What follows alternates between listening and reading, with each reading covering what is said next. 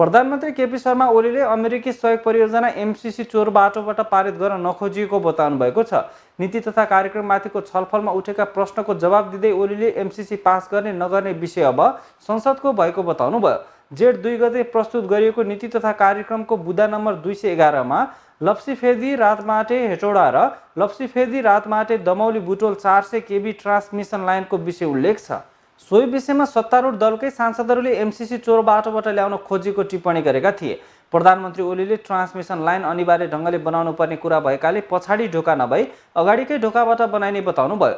MCC pass भए नभए पनि लप्सीफेदी रातमाटे हेटौडा र Lapsiphedi Ratmate Damauli Butwal 400 kV transmission line बनिछाड्ने प्रधानमन्त्रीले बताउनुभयो। लप्सीफेदी रातमाटे हेटौडा र लप्सीफेदी रातमाटे दमौली बुटोल ट्रान्समिसन लाइनको 400 केबी ट्रान्समिसन लाइनको उल्लेख छ। त्यसो भएपछि कतिले भन्नुभएको छ, टिप्पणी गर्नुभएको छ, आशंका व्यक्त गर्नुभएको छ, यो पछाडिको ढोकाबाट एमसीसी ल्याउन खोजियो, जसकेलाबाट एमसीसी छिराउन खोजियो। म स्पष्ट पार्न चाहन्छु, यो हाम्रो प्राविधिकहरूले, हाम्रो इन्जिनियरहरूले, हाम्रा विद्युत विज्ञहरूले लप्सीफेदी रातमाटे हेटौडा र लप्सीफेदी रातमाटे दमौली र बुटवलको ट्रान्समिसन लाइन आवश्यक छ। हाम्रो जलस्रोतको धनी देश, हामी बेसरी विद्युत उत्पादन गर्दैछौँ र त्यसरी उत्पादन गरेको बिजुली अनि ट्रान्समिसन लाइन चाहिएन। त्यसकारण यो प्रश्न ट्रान्समिसन लाइन बनाउने भन्ने कुरा हो र ट्रान्समिसन लाइन अनिवार्य ढङ्गले बनाइन्छ। यो पछाडिको ढोकाबाट होइन, अगाडिको ढोकाबाट, जस्केलाबाट होइन, मूल बाटोबाट बनाइन्छ। एमसीसीले बनाउँछ, एमसीसीले बनाउँछ, एमसीसीले नबनाएर अरूले बनाउँछ, त्यसले बनाउँछ, कसैले नभए हामीले बनाउँछौँ। तर यो बन्छ बनाइन्छ। एमसीसी भनेको मेरो विचारमा यस गरिमामय सदनले छलफल गरेर निष्कर्ष आफूले निकाल्नु पर्यो। अघिल्लो सरकारले वार्ता गर्यो, छलफल गर्यो, एमसीसी सम्झौता गर्यो। अविच्छिन्न उत्तराधिकारको हिसाबले यस सरकारले, अघिल्लै सरकारले संसदबाट अनुमोदन गर्नुपर्ने भन्ने समेत सम्झौता गरेको हुनाले यो सरकार आएपछि यसले गरिमामय सभामुख महोदयको टेबलमा संसदको अनुमोदनका लागि प्रस्तुत गर्यो। यो एमसीसी अहिलेको सरकारले सम्झौता गरेको होइन, अघिल्लो संयुक्त सरकारले सम्झौता गर्यो र अविच्छिन्न उत्तराधिकारवाला हुन्छ सरकार भने। अघिल्लो सरकारले गरेको काम मैले गरेको होइन भनेर अलपत्र छोड्न मिल्दैन।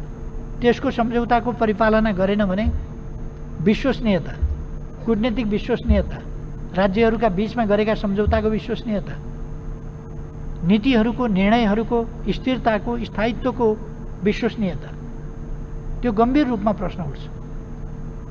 त्यसपछि त्यस्तो सरकारसँग, त्यस्तो देशको सरकारसँग सम्झौता कसरी गर्ने? कुनै देशले अहिलेको सरकारसँग गर्यो भने भोलिको सरकारले आएर त्यो मान्दिनँ भन्छ भने कसरी गर्ने?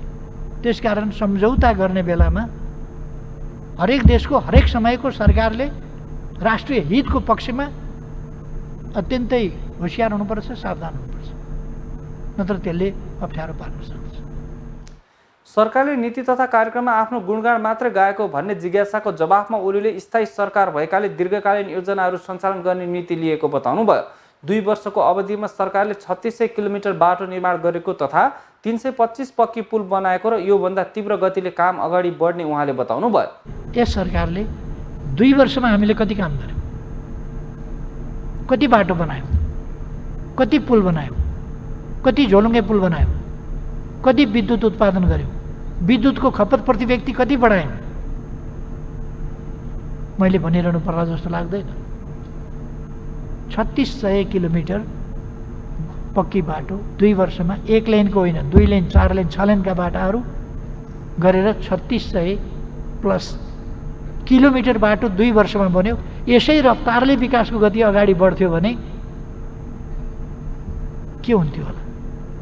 योभन्दा तीव्र गतिले अगाडि बढ्नेछ। 325वटा पुल बने, पक्की पुल, सडक पुलहरू यसबीचमा।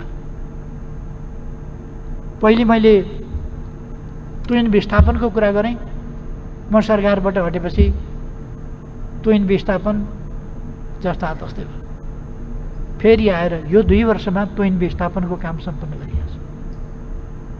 एउटा एराको अन्त्य, तुइन एराको अन्त्य त्यो गरिएको छ। अब मानव जाति रहँदैन, किन केही गर्नु पर्यो, बाटा किन बनाउनु पर्यो, के किन गर्नु पर्यो भन्ने हो र। हामी आशावादी हुनुपर्दछ, हामीमा गर्न सक्छौँ भन्ने आत्मविश्वास हुनुपर्दछ। हामी गर्न सक्छौँ, हाम्रै समयमा गर्न सक्छौँ। केही वर्षभित्रको कुरा हो। कोरोना नियन्त्रण गर्छौँ छोटो समयमा र त्यसपछि हामी विकास निर्माणका कामलाई अगाडि बढाउँछौँ। नेपाल एउटा विकसित राष्ट्र हुनेछ, एउटा सुखसहितको समृद्ध राष्ट्र हुनेछ, सामाजिक न्याय र समानता सहितको समृद्ध राष्ट्र हुनेछ नेपाल।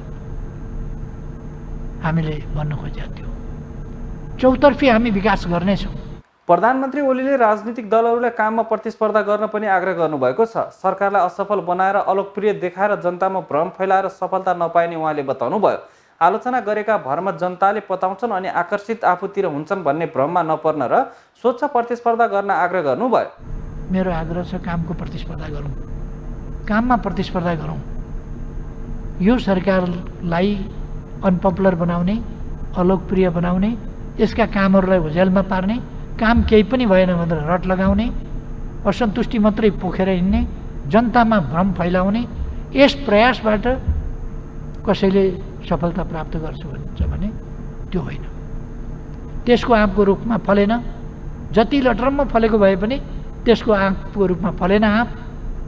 त्यसको त बोट खाली नै छ, छ्याक्र्याक्क पऱ्यो, मर्न लाग्यो बोट आदि। जे भने पनि तपाईँले आफैले आँप लगाएर त्योभन्दा बढी फलाउनु भयो भने मान्छेले पत्याउँछ।